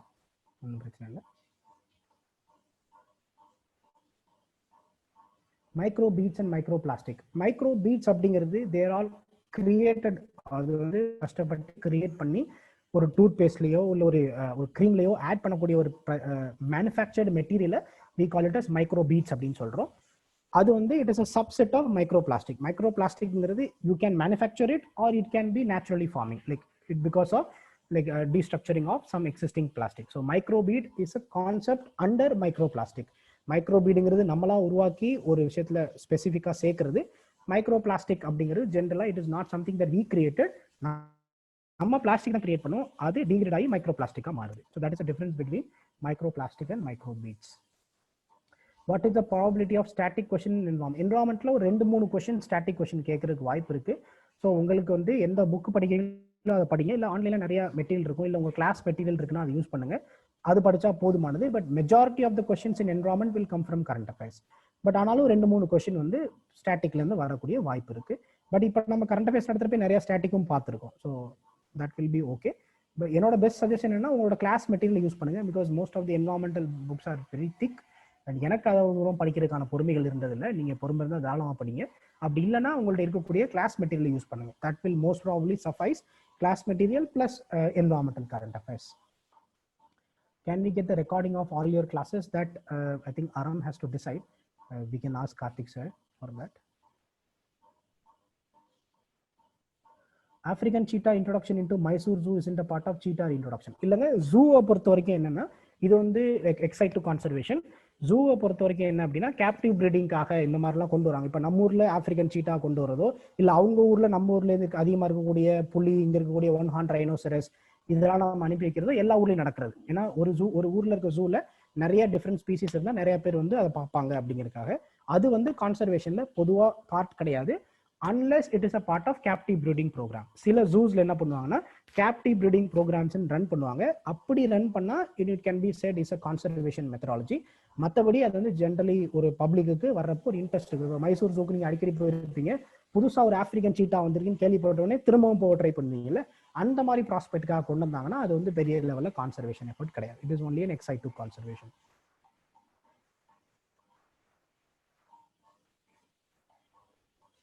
Recycled plastic and recycled E waste uses எதுக்கு வேணாலும் use பண்ணலாங்க. இப்போ plastic குடம் நிறையா பார்த்துருப்பீங்க நம்ம ஊரில், ஒரு மாதிரி ஒரு மங்கலான கலர்லாம் இருக்கும். So that is an example of recycle plastic. பிளாஸ்டிக்கை நீங்கள் ரீசைக்கிள் பண்ணி இப்போ ஒரு குடத்தை ரீசைக்கிள் பண்ணி மறுபடியும் குடமே கூட யூஸ் பண்ணலாம் தாராளமாக. Is caging animals in zoos unethical? My personal opinion is definitely unethical, but it depends on there are some scientific advantages also, because people will understand, people will see. People பொறுத்த வரைக்கும் புலி செத்தா நமக்கு என்ன அப்படின்னு நினைப்பாங்க. பட் ஒரு ஜூல போய் நீங்க புலியை பாக்குறீங்க, அதோட மெஜஸ்டிசிட்டியை பாக்குறீங்கன்னா பரவாயில்ல, இந்த புலியை கொல்லாம விடுறது கூட நல்லதுதான் அப்படின்னு. ஸோ அப்படி ஒரு பப்ளிக் ஒப்பீனியனை இன்ஃப்ளூயன்ஸ் பண்றதுக்கு ஜூ யூஸ் ஆச்சுன்னா டெஃபினட்டா நல்லது. பட் நம்மளோட Indian juice are not generally scientifically designed juice கிடையாது. It's not a very ethically right concept. Sir, tips for current affairs revision. Tips for current affairs revision ஒன்றும் கிடையாதுங்க. நீங்கள் ஆல்ரெடி என்ன மெட்டீரியல் படிச்சிங்களோ அதையே படிங்க. புதுசாலாம் மெட்டீரியல் படிக்க தேவையில்லை. நீங்கள் படித்த மெட்டீரியல் திரும்ப படிங்க. முடிஞ்ச அளவுக்கு எல்லா மந்த்தையும் திரும்ப ரிவைஸ் பண்ணுங்க. ஏன்னா கரண்ட் அஃபேர்ஸில் நிறைய ஃபேக்ட்ஸ் இருக்கும், ஃபேக்ட்ஸ் மறக்கிறதுக்கான வாய்ப்புகள் இருக்குது. ஸோ அதனால அகெயின் அண்ட் அகெயின் ரிவைஸ் பண்ணுங்க. பயப்படாமல் போங்க. கரண்ட் அஃபேர்ஸை பொறுத்த வரைக்கும் if you have done well, if you have understood the topic, டெஃபினட்டாக ஞாபகம் வரும். சில கொஸ்டின் நமக்கு ஆப்வியஸாக தெரியாது, எவ்வளோ பெரிய அப்பாட்டக்கராக இருந்தாலும் சில கொஸ்டின் தெரியாது. அதனால் அதை பற்றி பயப்பட வேண்டாம். மெட்டீரியலை திரும்ப படிங்க, கான்ஃபிடென்ட்டா இருங்க. That should be more then enough for current affairs revision.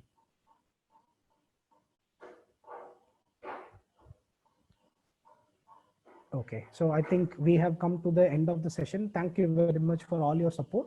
இவ்வளவு தூரம் பொறுமையாக என்னுடைய உரைகளை கேட்டதற்கு மிக்க நன்றிகள். ஸோ உங்களுக்கு என்னென்ன டவுட் இருக்கோ நீங்கள் டவுன் ஹாலில் கேளுங்க. I will be able to explain everything in town hall. Now I think they have to start another session in another 10 minutes. So it is ideal that we leave. So thank you very much everybody. உங்களுக்கு என்ன doubt இருந்தாலும் நீங்கள் down ஹாலில் கேளுங்க. We'll be able to discuss. Okay, thank you very much. நன்றிகள் பல.